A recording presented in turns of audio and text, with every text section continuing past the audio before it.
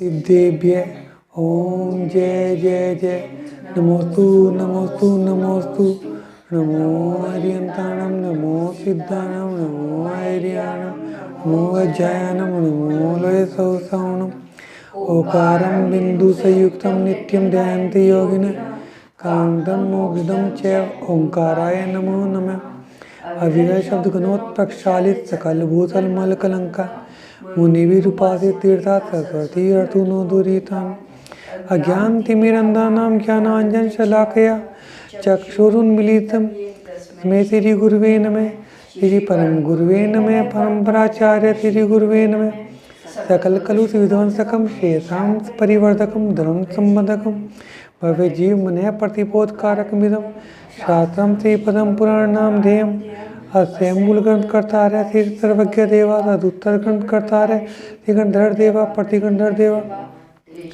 मनोजिसार माध्यम श्री रविसेन आचार्येण विरचितम् सर्वे श्रोतारः सावधानतया शृण्वन्तु मंगलम भगवान विष्णु मंगलम गौतमो गणे मंगलम कोनकुनाथाय जैन धर्मोस्तु मंगलम सर्वमंगल मांगल्यम सर्वकल्याणकारकम प्रधानम सर्वधर्माणां जैनम जयतु शासनम जैनम जयतु शासनम जैनम जयतु। हाँ बेटा अनिमेश तुम कह रहे थे कि थोड़ा सा पहले का भी वर्णन कर दो, है ना बेटा। इसके अंदर तुम्हारे आने से पहले बहुत कुछ आया। इसमें मेन उद्देश्य तो महाराज श्रेणिक का जानना यही था, भगवान राम के बारे में जानने की इच्छा थी। लेकिन भगवान महावीर स्वामी ने उससे पहले काल का विभाजन कैसा हुआ ये बताया, और काल का विभाजन उन्होंने 6 कालों में बताया। साथ में ये भी बताया कि जो पहले 3 काल हैं उसमें भोग भूमि काल है, भोग भूमि में कैसा होता है। फिर जब भोग भूमि का अंत आना होता है, पहले में भी भोग भूमि है, दूसरे में भी भोग भूमि है, तीसरे में भोग भूमि है। तो पहले दूसरे की तो बात छोड़ दो, उसमें तो भोग भूमि चलती रहती है। लेकिन तीसरे काल के अंत में भोग भूमि खत्म होने को आती है, ठीक है ना। तो जब भोग भूमि खत्म होने को आती है उस समय 14 कुलकर होते हैं, वे ये बताते हैं कि अब कर्म भूमि आने वाली है। अब क्या क्या क्या परिवर्तन। ऐसा नहीं होता कि आज भोग भूमि थी, सुबह को एकदम से कर्म भूमि आ गई, ऐसा नहीं होता काल परिवर्तन। जैसे छठम काल आने वाला है, ऐसा नहीं होने का क्या नाम आज पंचम काल खत्म हो गया, हम सुबह को उठे छठा काल आ गया, तो ऐसा नहीं होने का।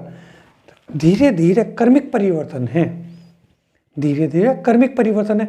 तो जैसे वे खत्म होंगे, तुम्हारे कल्प वृक्ष खत्म होंगे, चंद्रमा सूर्य प्रकट होंगे, तो धीरे धीरे अंतर आता है। तो उसमें क्या होगा, जो वे कुलकर हैं वे धीरे धीरे बताएंगे अब क्या क्या परिवर्तन हो रहा है, ठीक है ना। तो 14 कुलकरों का वर्णन आया। फिर उन्होंने क्या बताया कि किस किस तरह से 24 तीर्थंकर होते हैं, ठीक है ना। 24 तीर्थंकर किस किस से होते हैं, और 9 नारायण, 9 पटिनारायण और 9 बलभद्र कैसे होते हैं, सारे के सारे महापुरुषों के बारे में बताया। रावण का जन्म हुआ था ना, जब तक आए थे। अच्छा, रावण के जन्म तक तुम आए थे बेटा। फिर तो तुमने तो बहुत कुछ सुन लिया है, मैं सोचा तुमने कभी कुछ सुना ही नहीं होगा, ठीक है ना। तो रावण के जन्म के बाद फिर रामचंद्र जी के जन्म के बारे में बताया, ठीक है ना। फिर सीता जी के जन्म के बारे में बताया। उससे बीच में हनुमान जी का चला था, हनुमान जी का जन्म बताया, ठीक है ना।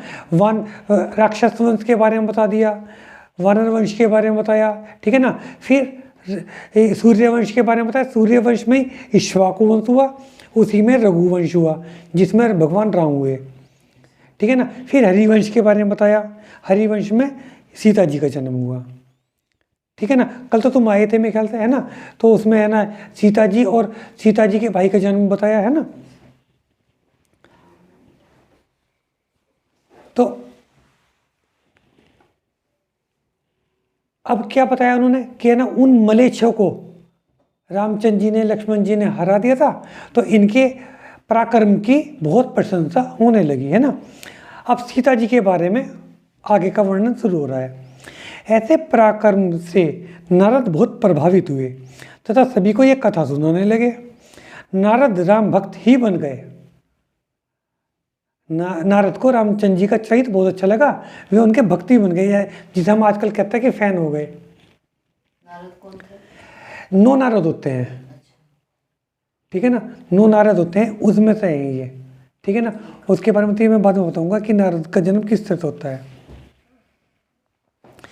जब नारद को पता चला कि जनक ने सीता को राम के लिए सुयोग्य वर मान लिया है तथा शीघ्र ही विवाह की प्रतीक्षा कर रहे हैं, तो उनकी इच्छा हुई कि सीता जी को एक बार मैं भी देख लूं, वह कैसे दिखती हैं, किस तरह के शुभ लक्षणों से युक्त हैं। शीलवान नारद जब सीता के महल में पहुंचे, ये बाल ब्रह्मचारी होते हैं नारद,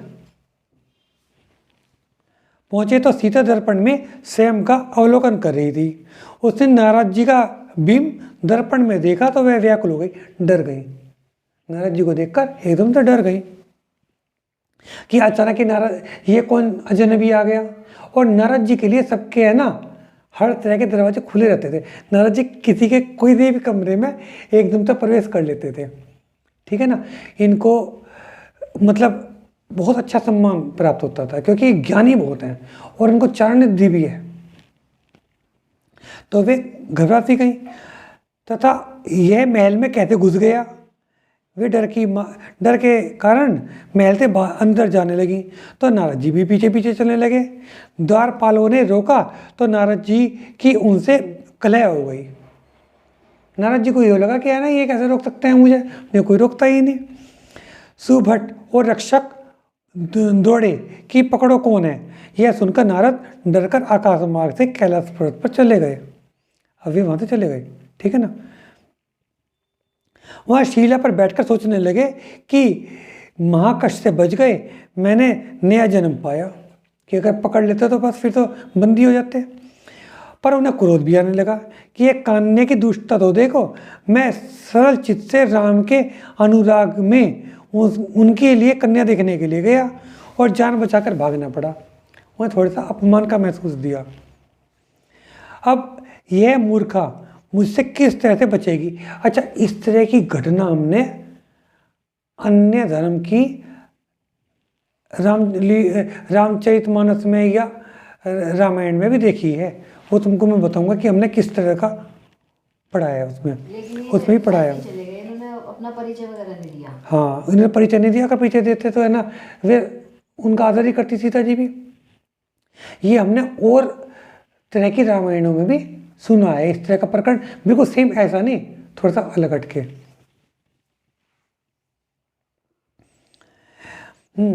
तो मुझसे कैसे बच पाएगी, मैं भी वही कष्ट दूंगा।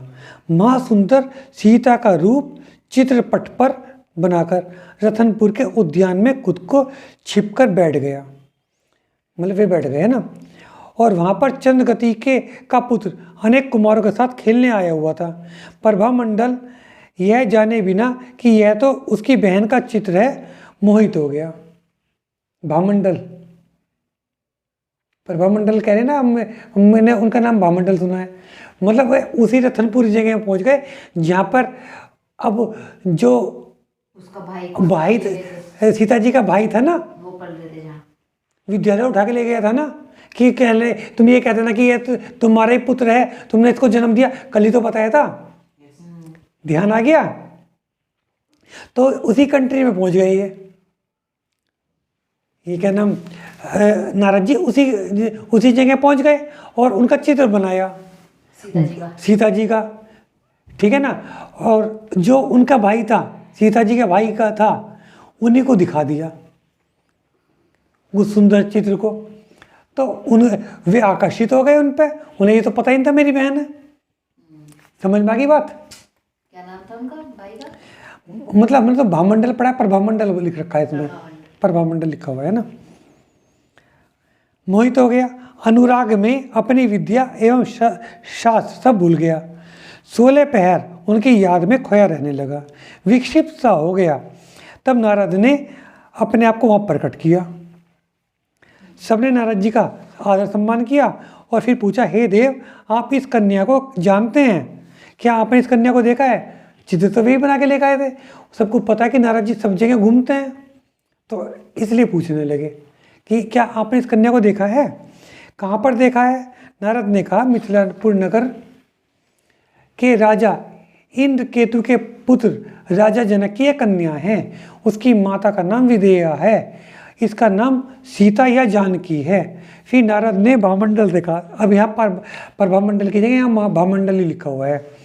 भामंडल देखा, हे कुमार तुम परेशान मत हो, तुम तो विद्याधर राजा के पुत्र हो, तुम्हारे लिए इस कन्या को पाना कोई मुश्किल कार्य नहीं है। जबकि नारद जी को पता होगा कि इसकी बहन है, उन्हें अवधि ज्ञान भी रहता है, मुश्किल कार्य नहीं है। अरे तुम तो केवल रूप मात्र से ही अनुरागी नहीं हुए, तुम इसमें तो और गुण भी हैं। तुम ये मत सोचो कि इतने सुंदर सुंदर है, ये गुणवान भी है कन्या। हाँ, और बड़का है। इसके हाव भाव और लावण्य का कौन वर्णन कर सकता है? मैंने तो केवल चित्र ही बनाया है, अगर देख लेता तो पता नहीं क्या होता। यह कहकर नारद तो आकाश मार्ग से विहार कर गए। कलह प्रिय हैं ये, इसलिए नरक जाते हैं। इधर भामंडल और भी बेचैन हो गया तथा सोचने लगा, अगर यह कन्या नहीं तो जीवन भी नहीं। यह सोचकर कुमार भामंडल ने सब कुछ त्याग दिया। जब कुमार की माता ने को यह सब वरदान समझ में आया तो उसने अपने पति से कहा कि यह सारी कहानी उस नारद के चित्र के कारण ही प्रारंभ हुई है। उसी सीता के चित्र को देखकर यह विक्षिप्त हो गया है। अब कुछ उपाय तो आपको करना ही पड़ेगा। यह सुनकर राजा चंद्रगति ने पुत्र भामंडल को समझाया, पुत्र अब तुम शांत हो जाओ तथा दिनचर्या पुरानी जैसी ही कर लो। मैं तुम्हारी शादी इस लड़की से करवाने का उपाय करता हूँ। पुत्र को सांत्वना देकर राजा चंद्रगति हर्ष और विषाद तथा आश्चर्य करता हुआ विचार करने लगा कि अपनी पत्नी से कहने लगा, हे प्रिय, विद्याधरों की अत्यंत रूपवती कन्याओं को छोड़कर भूमि पर चलने वालों से हम विद्याधर का संबंध किस प्रकार से उचित माना जा सकता है? वे लोग तो आकाश मार्ग से चलते हैं, ठीक है ना, वे विद्याधर हैं। और जो धरती पर चलने वाले हैं उसे ये भूमि गोचर बोलते हैं। गोचर का मतलब चलना, धरती पर चलने वाले। हम भूमि गोचरी लोगों के पास किस तरह से जाएंगे? और उन्होंने मना कर दिया तो हमारे मान सम्मान का क्या होगा?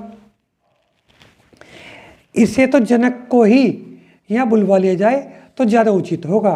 भामंडल की माता ने कहा, हे नाथ, ठीक गलत का न्याय आपके हाथ में है। मुझे तो आपके विचार से भी ठीक लगते हैं। राजा चंद्रगति ने चपल वेग नाम के विद्याधर को बुलाया और उसे क्या करना है यह समझाया। वह चपल वेग शीघ्र ही मिथिलापुरी पहुंच गया, ठीक है ना। अब राजा जनक का अपहरण करके लेकर जाएंगे ये, है ना। आगे सुनो। आकाश से उतरकर उसने एक अश्व का रूप धारण करा, घोड़े का रूप बना लिया उन्होंने, है ना, तथा वहाँ की गायों तथा अन्य पशुओं को परेशान करने लगा। जब उपद्रव ज़्यादा हो गया, अश्व किसी के वश में नहीं आया तो उन्होंने राजा की सहायता की पुकार की। पुकार सुनकर राजा नगर से बाहर निकले और अश्व को देखते ही रह गए। इतना सुंदर अश्व तो नजर में कभी आया ही नहीं था। ऐसा अश्व तो दूसरा हो ही नहीं सकता। यह तो बहुत ही दुर्लभ जाति का अश्व मालूम होता है। यह अश्व तो किसी पुण्य के प्रताप से ही के फल से ही मेरे पास आ गया है। राजा ने उसे बड़े यत्न से पकड़ लिया और रस्सी से बांधकर अश्वशाला में बांध दिया। एक माह तक उसके बड़े यत्न पूर्वक देखभाल की गई। देखो, वो अश्व भी मतलब विद्याधर भी 1 महीने तक बंधा रहा अश्वशाला में। 1 माह तक यत्नपूर्वक उसकी देखभाल की गई। अचानक एक सेवक ने राजा को सूचना दी कि निकट वन में एक मतंग हाथी दिखाई दिया है तथा उपद्रव कर रहा है। राजा अपने हाथी पर बैठकर उसे देखने के लिए गए। उस सेवक ने राजा को वह हाथी दिखाया जो सरोवर के तट पर उपद्रव कर रहा था। राजा ने एक तेज अश्व को लाने के लिए आज्ञा दी। सेवक उसी मायामयी अश्व को लेकर राजा के पास आया। राजा जैसे ही उस अश्व पर आरूढ़ हुए, वह अश्व उन्हें आकाश मार्ग से लेकर उड़ गया। सारे पुरजन, पुर का मतलब होता है बेटा नगर, पुर का मतलब नगर, हाँ, उन्होंने नगर शहर, नगरवासी, है ना। इसमें शब्द आया पुरजन, पुरजन का मतलब नगरवासी, है ना। सारे नगरवासी हाहाकार कर उठे तथा शोकाकुल हो गए। उधर वह अश्व के रूप में विद्याधर मन की गति से तुरंत ही रतनपुर पहुंच गया और नगर के समीप एक उपवन में जाकर उतरा तो राजा जनक ने तुरंत ही पेड़ की डाली पकड़ ली। वह अश्व तुरंत ही नगर में प्रवेश कर गया। राजा वृक्ष से उतरकर आश्चर्यचकित होता हुआ उस नगर की तरफ चलने लगा।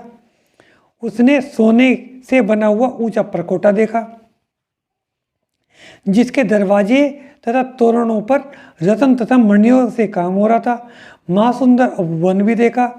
महलों की मंदिरों की शोभा तो ऐसी थी जिसे राजा जनक ने पहले कभी देखा नहीं था, कभी सुना नहीं था। राजा सोचने लगे, उस विद्याधर अश्व मित्र ने मुझ पर बड़ा ही उपकार किया जो इतनी सुंदर जगह देखने को मिली। राजा ने जिन मंदिर में जाकर जिनेन्द्र प्रभु के दर्शन किए, ऐसी सुंदर मनोहारी चैताल्य देखकर राजा हर्ष से गदगद हो गए तथा जिन मंदिर में बैठकर भगवान की स्तुति करने लगे।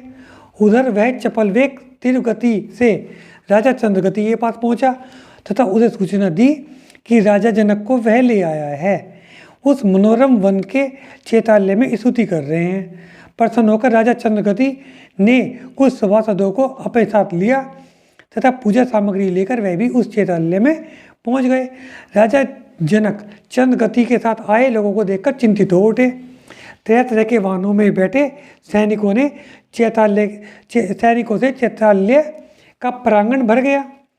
राजा जनक ने सोचा, जैसा सुना है कि विद्यास पर्वत पर विद्याधर बसते हैं, शायद यह भी उसी तरह के विद्याधर ही हैं तथा उनके राजा के रूप में यह विद्याधर तो कुछ ज़्यादा ही दीप्तिवान है। दीप्तिवान का मतलब तेजस्वी, है ना, दीप्तिवान है। राजा जनक भयभीत होकर भगवान के सिंहासन के पीछे नीचे छिपकर बैठ गए।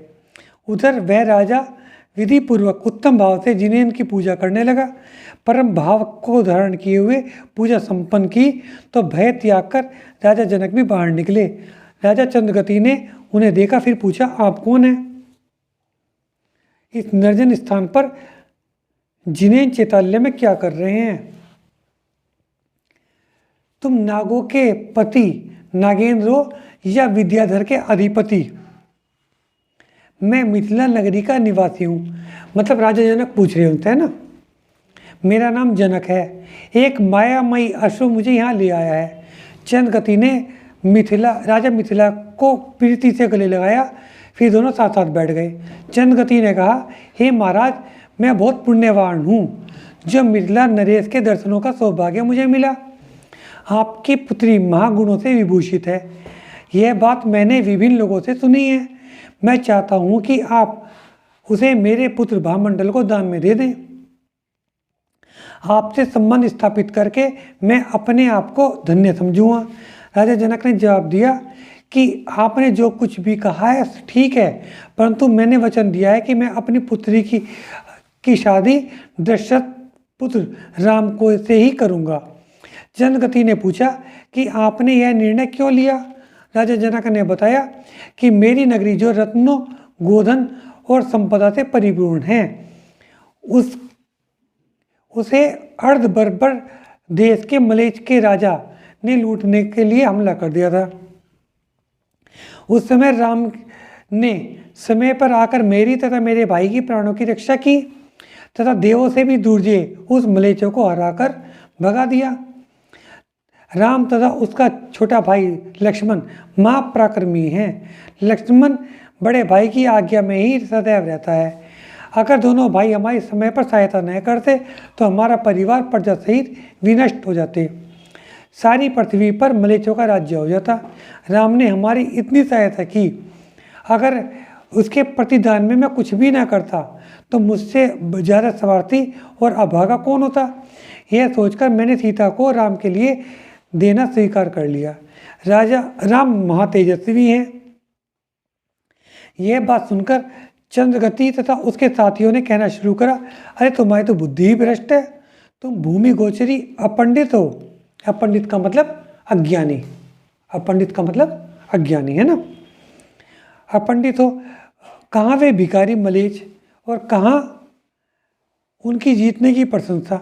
उनका मतलब यह है कि मलेच्छ तो हमारे सामने भिखारी हैं, जो वे लड़ने के लिए आए थे, तो कल बताया था। उन मलेच को ये कह रहे, भाई ये तो मलेच ही मलेच है, ये विद्याधर है। तो वे कह रहे कि वे मलेच क्या भिखारी हैं, अगर उनको हरा दिया तो मैं ऐसे गुण गा रहे हैं उनके लिए, और उनके ऊपर इतना उपकार मान रहे, वे क्या है हमारे सामने। ये कह रहे वे कि उन्होंने कोई बहुत बड़ा काम नहीं कर दिया राम लक्ष्मण ने, वे तो हमारे सामने भिखारी हैं मलेच, उनको हरा के का बहुत बड़ा काम कर दिया, ये बता रहे वे, है ना। कहाँ वे भिखारी मलेच, कहाँ उनके जीतने की प्रशंसा, ठीक है ना। इसमें राम का क्या पराक्रम, आप लोग व्यर्थी राम की प्रशंसा कर रहे हैं। इनमें राम की प्रशंसा नहीं बल्कि उनकी निंदा है। तुम्हारी बात पर तो हमें हंसी आ रही है। इस पर जिस प्रकार बालक को कड़वा फल ही मीठा लगता है, दरिद्री को बेर ही सर्वश्रेष्ठ लगते हैं, उसी तरह यह स्वभाव दुर्निवार है। अब आप भूमि गोचरी से खोटे संबंध को तिलांजलि देकर विद्याधरों के राजा चंद्रगति से अपना संबंध स्थापित करो। जनक ने उत्तर दिया, किस टाइम जाना चाह रहे? 40। जनक ने उत्तर दिया, सागर अत्यंत विशाल है परंतु तृष्णा कम नहीं करता। तृष्णा का मतलब प्यास। सागर में पानी तो बहुत सारा है पर सागर के पानी से प्यास नहीं बुझती। अगर कोई वापिका थोड़े तथा मीठे पानी से भरी है, वह सभी जीवों की प्यास बुझाती है। वापिका मतलब तालाब।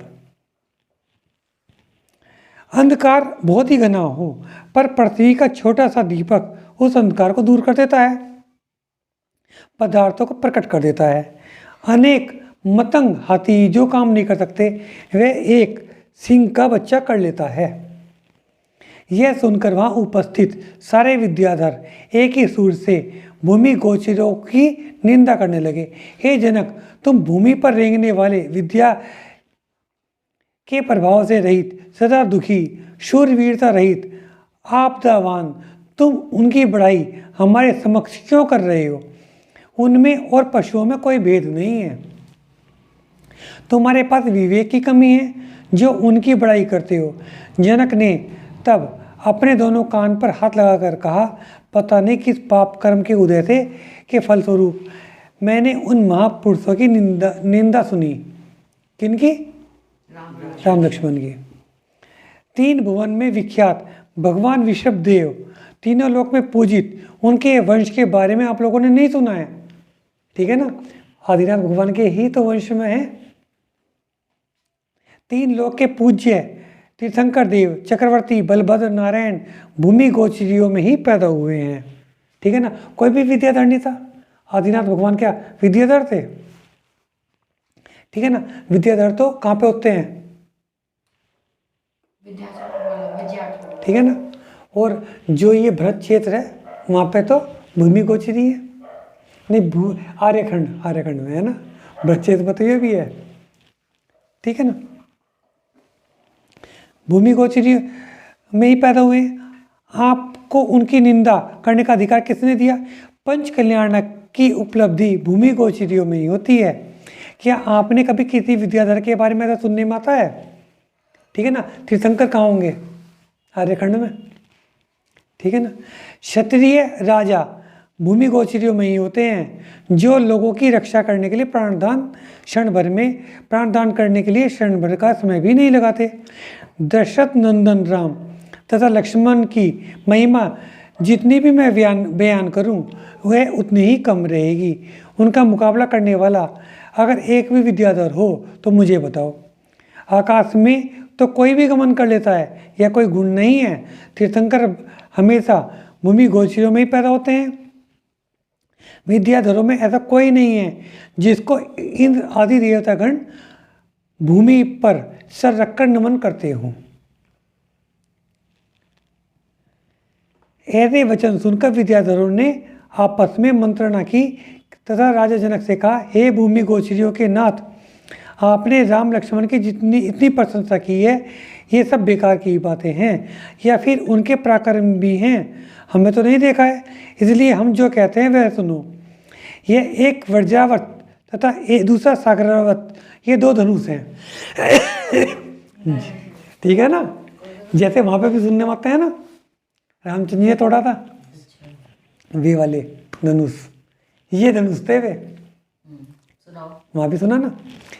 ये एक तो वज्रावर्त और दूसरा सागरतावर्त, ये 2 धनुष हैं जिनकी रक्षा सदादेव करते हैं। अगर इन दोनों धनुष को वे दोनों भाई चढ़ा दें तो हम उनकी शक्ति मान लेंगे। फिर अंततः कहने लगे, अगर राम वज्रावर्त धनुष को चढ़ा दें, वह तुम्हारी कन्या से शादी करे, वरना तुम्हारी कन्या को जबरदस्ती हम उठा लाएंगे। जनक ने यह बात मान ली, परंतु धनुष को देखकर जनक को बहुत व्याकुलता हुई। सभी अपने अपने स्थानों पर लौट गए। जनक वापस मिथिलापुर पहुंचे तो लोगों ने नगर की शोभा की और उनके सकुशल लौटने पर प्रसन्नता व्यक्त की। विद्याधरों ने मिथिला नगरी के पास एक आयुधशाला की स्थापना की। दोनों धनुष को विधि पूर्वक वहाँ विराजमान किया तथा गर्व से वहाँ से चले गए विद्याधरों ने, है ना। जब वे वहाँ से विदा हो गए तब राजा जनक को चिंता होने लगी कि राम तोड़ पाएंगे नहीं तोड़ पाएंगे। रात्रि में राजा जनक की बेचैनी से करवट बदलते देखकर रानी विदेहा ने पूछा, हे नाथ, आपने ऐसी कौन सी देवांगना देख ली कि आप इतने परेशान हो उठे हैं? आप हमें बताएं वह कहाँ रहती है, हम उसे आपके लिए ले आएंगे। आपको दुखी एवं परेशान देखकर हम भी बहुत कष्ट है। इस तरह की बातें सुनकर राजा ने कहा, हे प्रिय, हे शोभने, हे वल्लभे, मेरा दुख कुछ भिन्न प्रकार का है। तुम उसे व्यर्थ की बातें कर ज़्यादा बढ़ा रही हो। तुम्हें इस बात की गंभीरता का पता नहीं है, इसलिए इस तरह की बातें कर रही हो।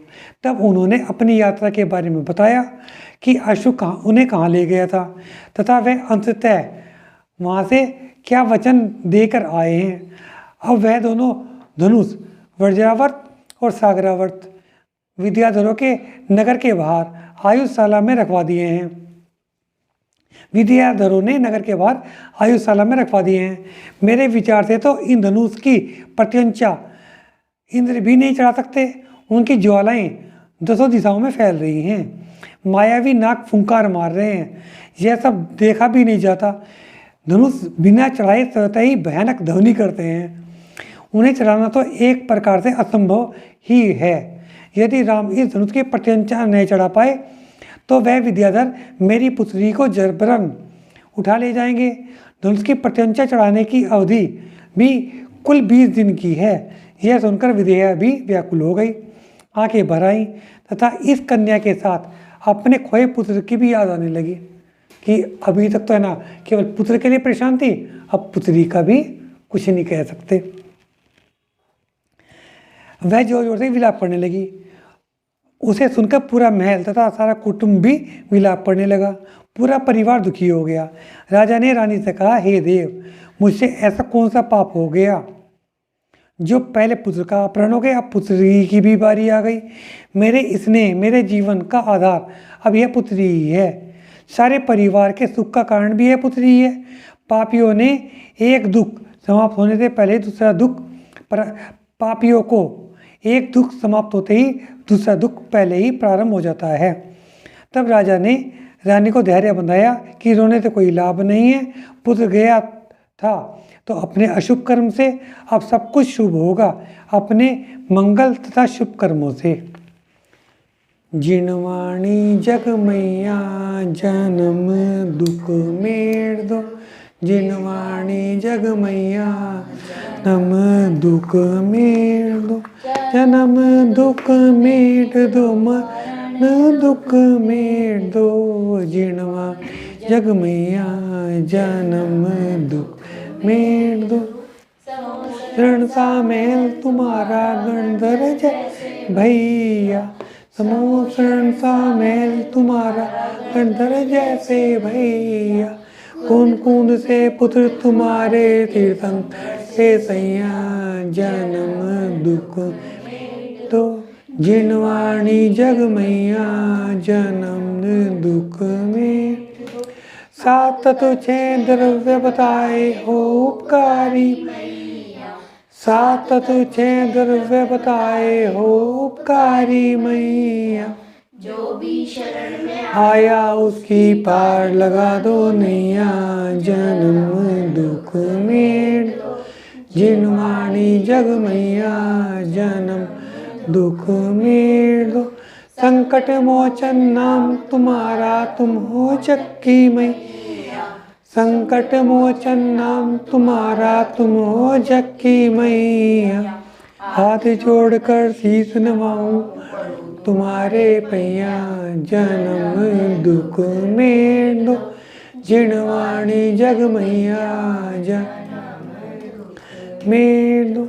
या वाणी के ज्ञान से सूझे लोकालोक, सो वाणी मस्तक नमो सदा तू दो।